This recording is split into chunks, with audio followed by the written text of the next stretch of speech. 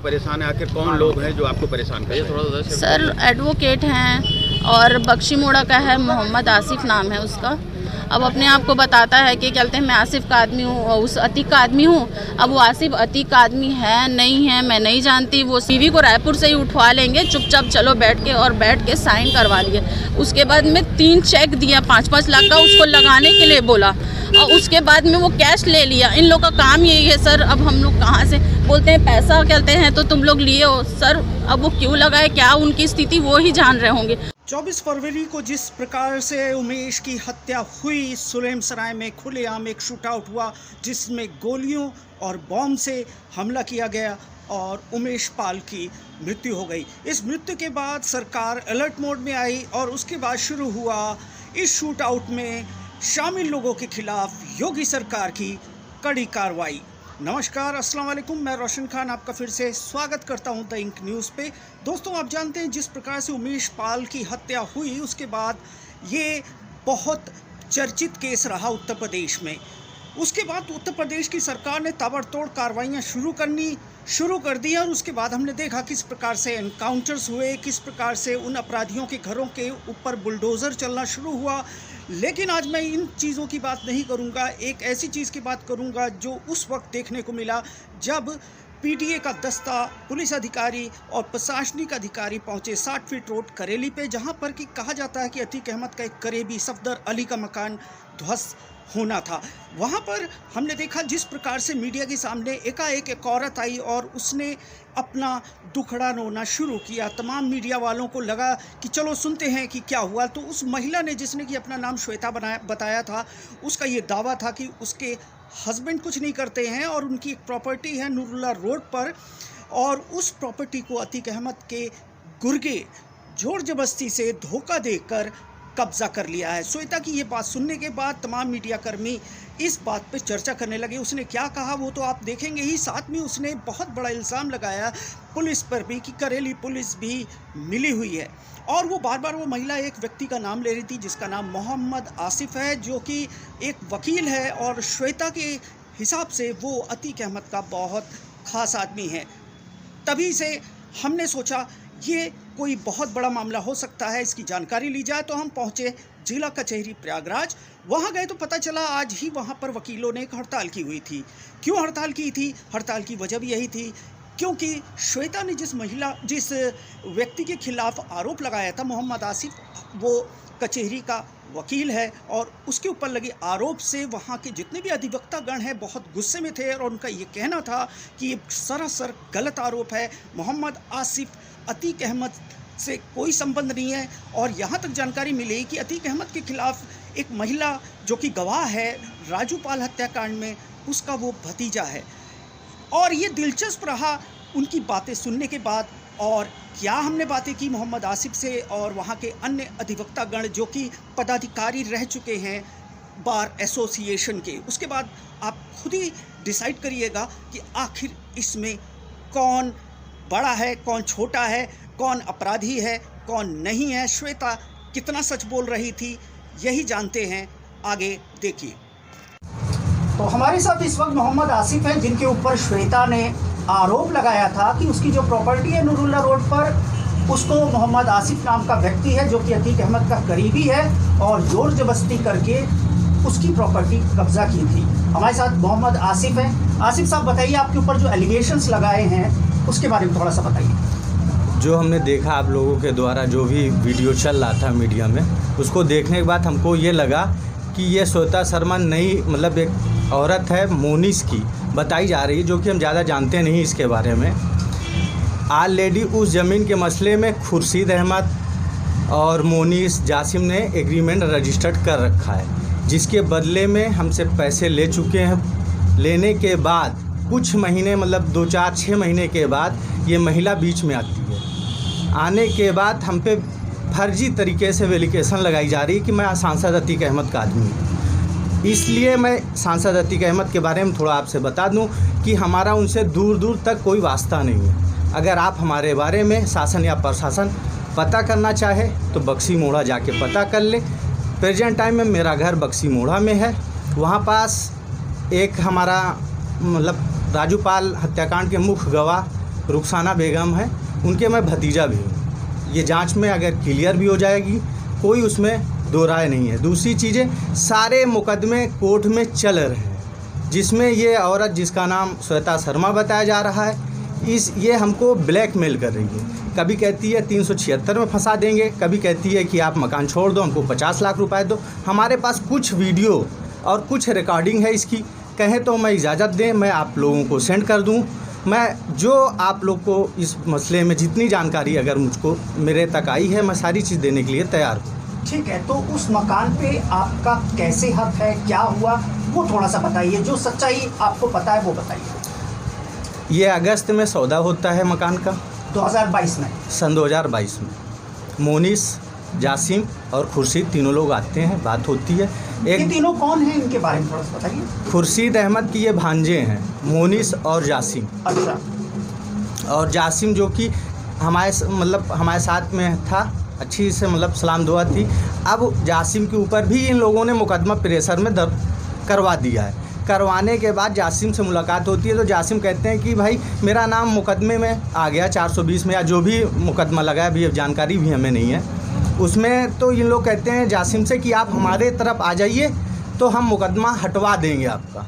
तो जासिम के मुकदमा हो जाने के कारण से जासिम परेशान है, अपने घर में चला गया। फिर इन लोगों से बात करता है, क्या करता है हमको फिर जानकारी नहीं है। अच्छा, प्रॉपर्टी खरीदी किससे थी आप लोगों ने? जब ये प्रॉपर्टी खरीदी है तो ये तीनों मार्केट 40 से 45 साल कब्जा थी, जिसमें मुकदमा कोर्ट में चल रहा था। मैंने सेटलमेंट किया है ये मार्केट, वो जो भी इस मार्केट में जितने लोग थे सबसे हमने सेटलमेंट किया है। सब लोग आज भी हैं, वो भी गवाही देंगे। जिनसे बात करना चाहें आप लोग बात कर लें। उस मकान को कब्जा यही दे रहे हैं, अपने हाथों से ले चल कर मुझको कह रहे हैं आसिफ भाई मुझको पैसे की सख्त इमरजेंसी है, ज़रूरत है। उस पैसे को हम जब इनको देते हैं, चेक से देते हैं, चेक से ये पेमेंट निकालते हैं। निकालने के कुछ दिन बाद, जैसे 3-4 महीने बाद, जब 5 महीने बाद बीतते हैं तो ये महिला बीच में आती है। वो पहले ब्लैकमेल करती है, उससे जब हम इनकार कर देते हैं। इसमें 5 हिस्सेदार हैं। सबसे पहले आप लोग ये जान लें कि इसमें 5 हिस्सेदार हैं। एक हिस्से का पैसा पाँचों के हिस्सेदार का पैसा एक आदमी को नहीं दे सकते, चाहे कोई कुछ भी कहे। हमको इस चीज़ की कोई परवाह भी नहीं है। हम कह रहे हैं कि शासन प्रशासन जिस तरीके से चाहे तो जांच करवा ले, जिस पे संतुष्टि हो, मैं हर चीज़ में तैयार हूँ, हमको कोई समस्या नहीं। ऐसा क्यों कर रही है श्वेता बीच में आती है, हमारे पास रिकॉर्डिंग है, कहें तो हम सुनवा दें आप लोगों को। उसका क्या इंटेंशन है, क्यों ऐसा कह रही है? हमें पता भी नहीं है श्वेता के बारे में, ज़्यादा जानकारी भी नहीं है। पैसे बस 50 लाख रुपए, बीच में हमसे 50 लाख मांग रही थी। बीच में हमसे कहती है कि आसिफ बारे में कुछ 50,000 क्यों मांग रही? 50,000 नहीं, 50 लाख रुपए मांग रही। 50 लाख रुपए किस चीज़? वो कह रही है 50 लाख रुपए हमको दे दो, हमको ना इस ज़मीन से, ना मोनिस, ना दानिश, ना जासिम, ना खुर्शीद, किसी से कोई मतलब नहीं, मैं अपने छत्तीसगढ़ चली जाऊंगी। हमने कहा कि 5 हिस्सेदार हैं, 5 हिस्सेदार को लिखवा दो, आप पैसा ले लो। नहीं, इससे पहले ACP यहाँ पंचायत हो चुकी है। हम दोनों पार्टी ACP यहाँ जाकर बैठे, वहाँ पास ACP साहब के सामने ये बात मैंने रखा तो उन्होंने इनसे कहा कि आप 5 हिस्सेदार को बुलवा लो, पैसा मैं दिलाऊंगा। ACP साहब की ये शब्द थे। और इन लोग उसको, जिसको पागल और बताया जा रहा है, वो 302 का मुजरिम भी है। मोनिस की बात कर रहे हैं? मैं मोनिस की नहीं, खुर्शीद की बात कर रहा हूँ, जिसको इन लोग पागल बताते हैं। ये अपनी पति को भी कह रही थी कुछ नहीं करते, सीधे साधे हैं। सीधे साधे तो नहीं है, उनकी कुछ रिकॉर्डिंग है, जैसे भी हमने इनको पैसे भी दिए हैं, सारी रिकॉर्डिंग हमारे पास आज भी मौजूद है। आपके पास एविडेंसेस हैं, वो हम आपको सेंड कर देंगे जी। ठीक है। बाकी देखिए, मैं पूर्व मंत्री जिला अधिवक्ता संघ कौशलेश कुमार सिंह, इस प्रकरण को संघ में लाया गया है। वर्तमान अध्यक्ष मंत्री भी इस प्रकरण से वाकिफ़ हैं और सारी घटना जो है फर्जी है। ये श्वेता शर्मा, पहली बात तो ये हिंदू है, किन परिस्थितियों में अपने को मोनिस की पत्नी बताती है, यह बहुत विचारणीय प्रश्न। और स्वयं को कहती है कि यह रायपुर छत्तीसगढ़ की निवासिनी है।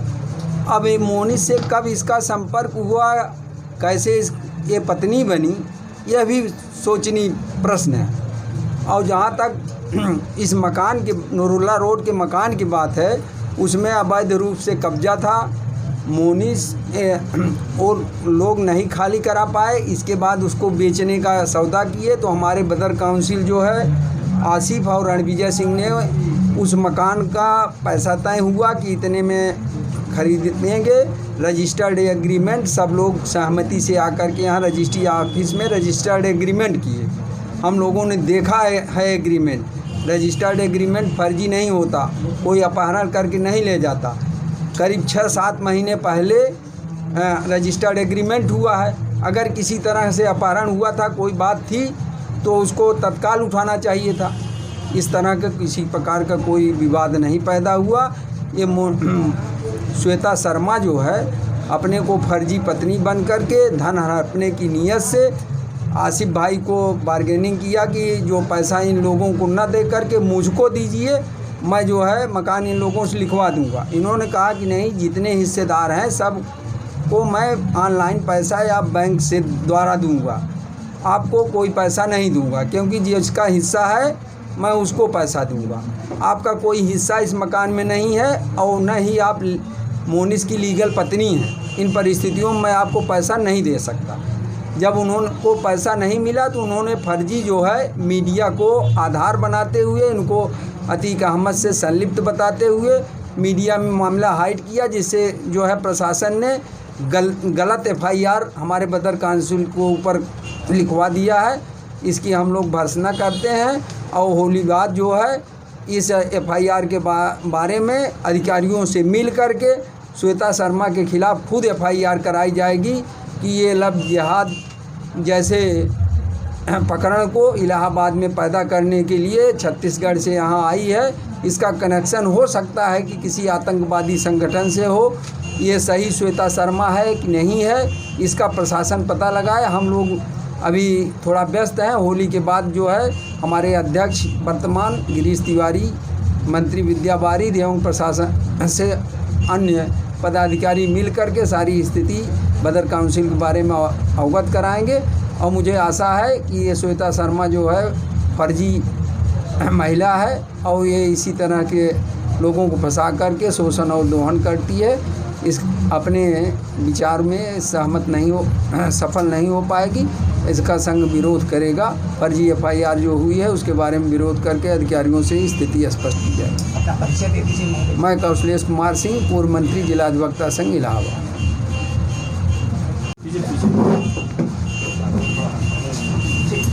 जैसा कि आज सुबह हमको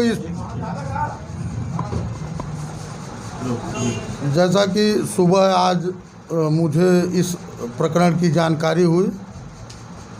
आसिफ भाई हमारे ब्रदर काउंसिल हैं और प्रतिदिन विधि व्यवसाय करने जनपद न्यायालय इलाहाबाद आते हैं।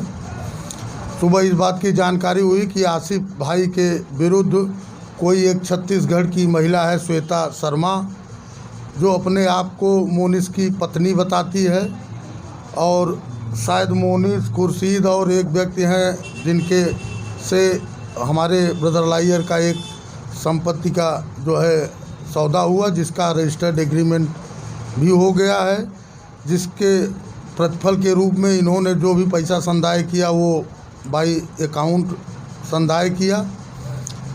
लेकिन अब वह तथाकथित श्वेता शर्मा जो अपने आप को मोनिस की पत्नी बताती है, वो छत्तीसगढ़ की रहने वाली है। बताती है कि एक अभियोग 420-406 की फर्जी पंजीकृत कराई, जिसका कोई आधार नहीं है। उस परिप्रेक्ष्य में हमारे संघ के अध्यक्ष मंत्री जी ने आज संज्ञान लिया। हम लोग बैठे थे और मैं यह कहता हूं कि पुलिस किसी को किसी से अगर कोई कह दे कि मेरा संबंध दाऊद से है, तो पुलिस को भी इस बात का पता लगाना चाहिए। निराधार किसी को, जो शहर का सम्मानित व्यक्ति हो, जो अधिवक्ता भी हो, एक और प्रतिदिन विधि व्यवसाय करता हो, उसको किसी से उसका नाम किसी से जोड़ देने से वो अपराधी नहीं हो जाएगा। पुलिस को इस बात का जो है कि जांच करानी चाहिए और जो फर्जी अभियोग पंजीकृत कराया गया है, जिसके द्वारा कराया गया है, प्रशासन को उसके पहले जेन्युइनेस को पता करना चाहिए कि श्वेता शर्मा जी हैं कौन। ये अपने आप को श्वेता शर्मा बताती हैं और मोनिस जो मुस्लिम है उसकी पत्नी बताती हैं। ये कैसे संभव है? ये इस टाइप की अपराधी प्रवृत्ति की महिलाएं तमाम हमारे शहर में घूम रही हैं। और फर्जी आरोप लगा रहे मैं 376 फंसा दूँ, 406 वो कई रुपया दिया है, 406 का अभियोग पंजीकृत कराया है। जबकि हमारे ब्रदर लायर द्वारा जो भी प्रॉपर्टी का जो है एग्रीमेंट कराया गया उसको जो प्रतिफल चंदा है वो थ्रू अकाउंट हुआ है। तो मैं ये कहूँगा जिला प्रशासन से मेरा ये निवेदन है कि ये जो फर्जी अभियोग पंजीकृत कराया गया है इसका निष्पक्ष जांच हो, और जो श्वेता शर्मा जो इसकी वादिनी मुकदमा है अगर वो इस टाइप का कृत्य कर रही है तो आज आसिफ भाई के साथ की कल हमारे पुलिस के अधिकारियों के खिलाफ भी कर सकती है। वो किसी के साथ भी कोई अभियोग फर्जी पंजीकृत करा सकती है, तो उसकी निष्पक्ष जांच होनी चाहिए। और मेरा ब्रदर लायर उसमें फर्जी फंसाया गया है और जिसके द्वारा फंसाया गया है उसको दंड मिलना चाहिए। मैं देवेंद्र मिश्र, पूर्व संयुक्त मंत्री जिला अधिवक्ता संघ इलाहाबाद।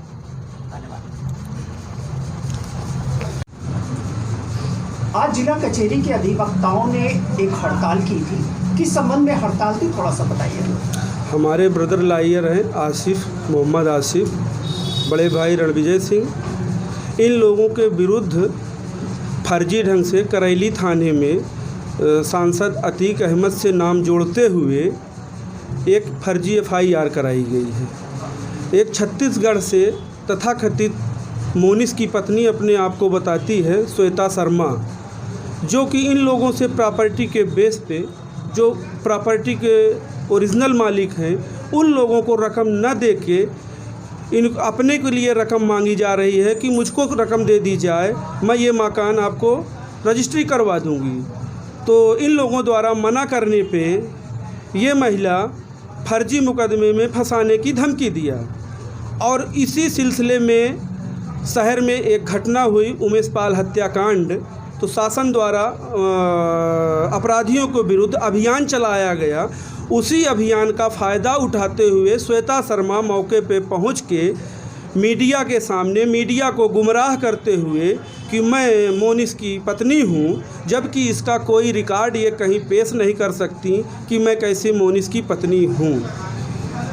वो इन लोगों को माननीय सांसद जी से नाम जोड़ के फर्जी एक FIR करा देती हैं। उसी के विरोध में जब हम लोगों को जानकारी होती है कि हमारे ब्रदर लायरों के ऊपर फर्जी FIR करा दी गई है, उसके विरोध में हम अपने बार में अध्यक्ष और मंत्री जी से बताया गया कि ये फला प्रकरण में फर्जी ढंग से ये महिला धन वसूलने के चक्कर में मौके का फ़ायदा उठाते हुए हमारे भाइयों के ऊपर एक फर्जी FIR दर्ज करा दी है। लिहाजा आप इसका विरोध करिए, पुलिस कमिश्नर से बात करिए, शासन प्रशासन से बात करिए, इसकी गंभीरता से जांच होनी चाहिए।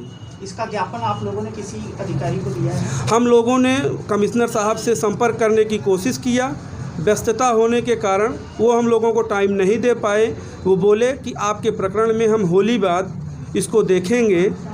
तो हम लोगों ने कहा होली है, होली के बाद ही हम लोग मिल लेंगे उनसे। हमारे अध्यक्ष मंत्री ने आश्वासन दिया कि हमारी और कमिश्नर साहब की बात हुई है, इस प्रकरण की होली बाद देखेंगे वो लोग। होली बाद आप फिर से इस तरह का कुछ कर सकते हैं? अगर मुकदमे की निष्पक्ष जांच सही ढंग से ना हुई तो हम लोग इसमें संघर्ष करेंगे, आंदोलन करेंगे, शासन प्रशासन से मांग करेंगे। नहीं सुनने पे हम लोग सड़क पे आएंगे, चक्का जाम करेंगे, विरोध करेंगे। हम अगर अपराधी हैं तो हमारे खिलाफ बिल्कुल कार्रवाई होनी चाहिए। अपना परिचय दे दीजिए। मैं अनिल कुमार शुक्ला, पूर्व ऑडिटर, जिला अधिवक्ता संघ, प्रयागराज।